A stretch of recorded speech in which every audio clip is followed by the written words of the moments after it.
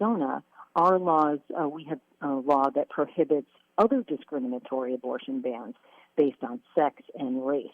So it only makes sense that other discriminatory abortion bans should also be in effect. Despite the setback, Dahlgren says there are still a lot of good things happening while we wait for this one provision to go through the court system. So the abortion industry will not be allowed to circumvent safety precautions by sending the abortion pill through the mail. The remains of aborted babies will be dignified by either being cremated or buried. Taxpayers do not have to fund research using aborted fetal remains, and public universities will be prohibited from providing or referring abortions. I'm Chris Woodward. A federal judge is hearing arguments today over whether Texas can leave in place a law designed to save the lives of preborn babies with beating hearts.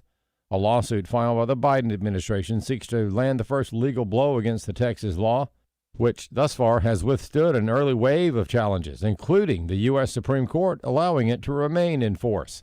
American Family News is online at afn.net and on the AFN mobile app. I'm Rusty Pugh.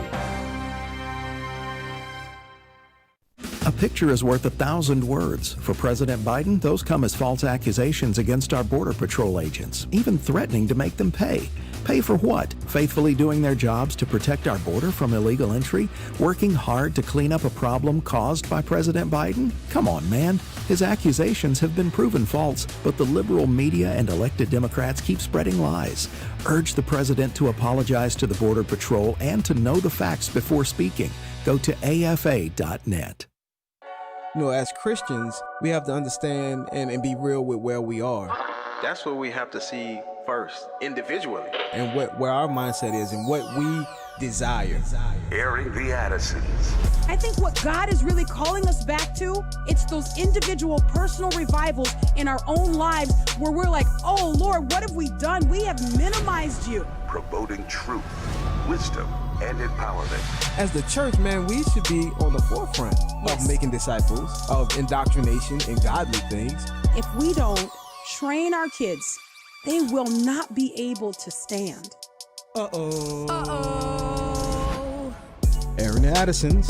On American Family, there we go. On American Family Radio. You gotta trust the people who handle your technology. I'm sorry, Jeff. That's my public apology to you. People don't know what I'm talking about, but I know what I'm talking about. And I doubted Jeff's skill. I did. I was like, man, I don't know. You doubted J Mac? What? I'm so sorry.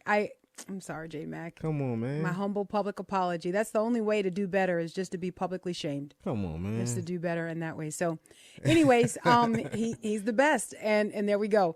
All right. Welcome to the Friday edition of Airing the Addisons on American Family Radio. Mm-hmm. We appreciate you listening. I'm Miki. And I'm Will. And Sherry V and J Mac are on tap. I'm missing what's going on because J Mac been in here with me the whole time. I'm like, yeah, anyways, I'll talk to you about it during the break. I think our brother's probably like, see, I don't even have to say anything. I'm going to play this for J Mac. Come on, man. Yeah. I mean, come on, man. Yeah, that's exactly how he feels right now. He's like, I already told you. Come on, man. Come on. It's like, I told you at 12:30, I do this, Miki. I know what I'm doing. And that's, the results speak for themselves. So anyway, humble apologies.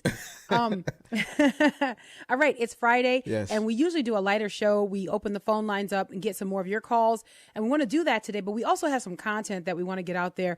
Man, we're at a crossroads in our country, and we keep talking about this crossroads. I don't know if it just keeps moving or it's the same crossroads. I don't know.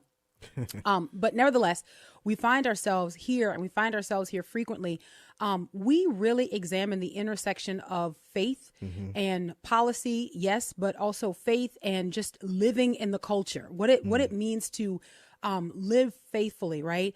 And one of the ways that we try to encourage our listeners to remain faithful is to equip their kids and their grandkids to also remain faithful. So we take a unique look at family and how what's happening out in the culture impacts the family. And I would say even more than that, or even greater than that, how you shore up your family and ready your family to stand. And so we did something kind of similar to that in having a discussion with our kids earlier this morning. And again, we just want to share that with you. So we will open the phone lines up, and hopefully we'll take way more calls than we normally do on a Friday. Well, the rest of the week. On a Friday, we try to take more calls, so we'll take way more calls today. But I want to give us kind of a springboard to launch the discussion. And this morning, as we were praying and our kids were getting ready to start their day, Will the Great, and again, I keep saying again, this is what we talk about. This is what we're actively doing. We are not performing for you when we host this show. This is real life for us. Right? I mean, the gospel has spread because of like real life, not performance, not something that people say publicly, but then do something privately. No. And so this is real life. So when we talk about culture proofing and equipping our kids, this is something that we're actually doing. So earlier this morning, before our kids began their day and were getting all of their assignments and starting out with reading the Word of God and prayer,